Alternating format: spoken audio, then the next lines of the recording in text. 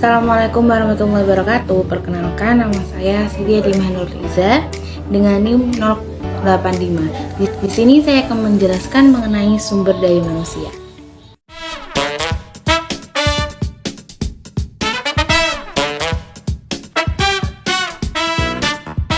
Secara sederhana, yang dimaksud dengan sumber daya manusia adalah daya yang bersumber dari manusia.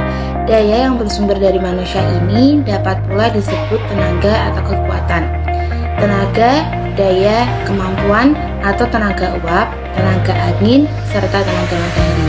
Kalau digunakan pada manusia dengan istilah manpower di Indonesia diartikan tenaga kerja. Bukan tenaga manusia seperti pada kata Departemen Tenaga Kerja.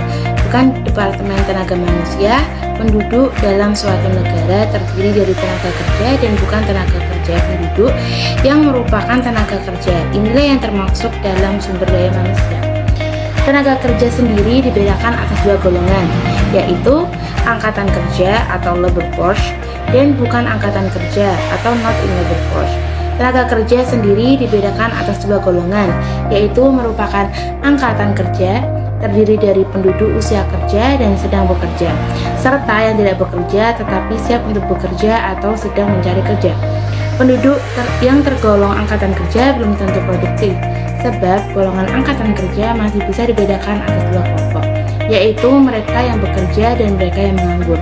Menurut Harbison yang dikutip oleh Gunawan Awardana, istilah sumber daya manusia mencakup semua energi, keterampilan, bakat, dan pengetahuan manusia yang dipergunakan secara potensial dapat atau harus dipergunakan untuk tujuan produksi dan jasa-jasa yang bermanfaat, atau potensi yang terkandung dalam diri manusia untuk mewujudkan perannya sebagai makhluk sosial yang adaptif dan transformatif yang mampu mengelola dirinya sendiri, serta seluruh potensi yang terkandung di dalam menuju tercapainya kesejahteraan kehidupan dalam tatanan yang seimbang dan berkelanjutan. Dalam pengertian praktis sehari-hari, SDM lebih dimengerti sebagai bagian integral dari sistem yang membentuk suatu organisasi. Pengertian manajemen sumber daya manusia.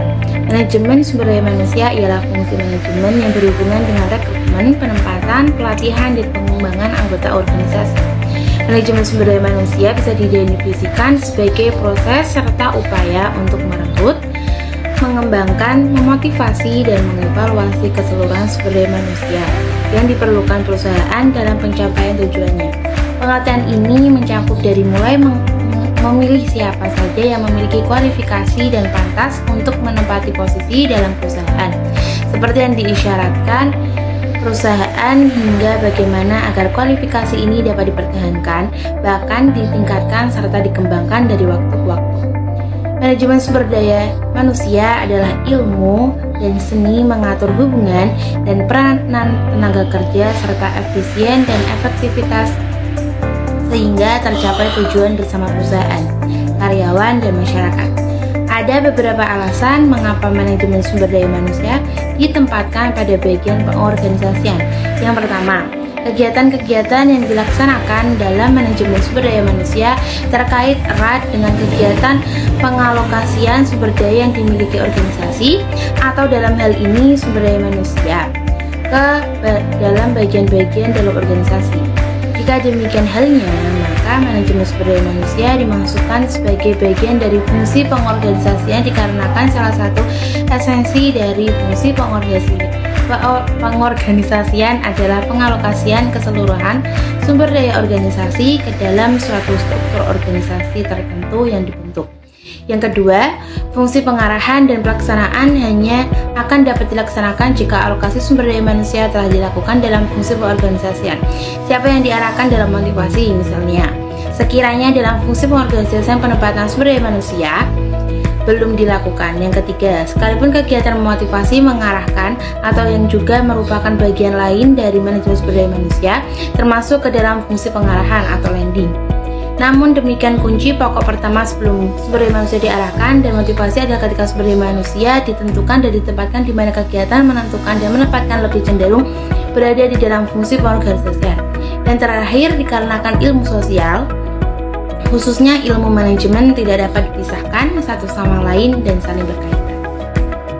Demikianlah pengertian sumber daya manusia dan manajemen sumber daya manusia yang dapat saya sampaikan. Kurang lebihnya, mohon maaf. Wassalamualaikum warahmatullahi wabarakatuh.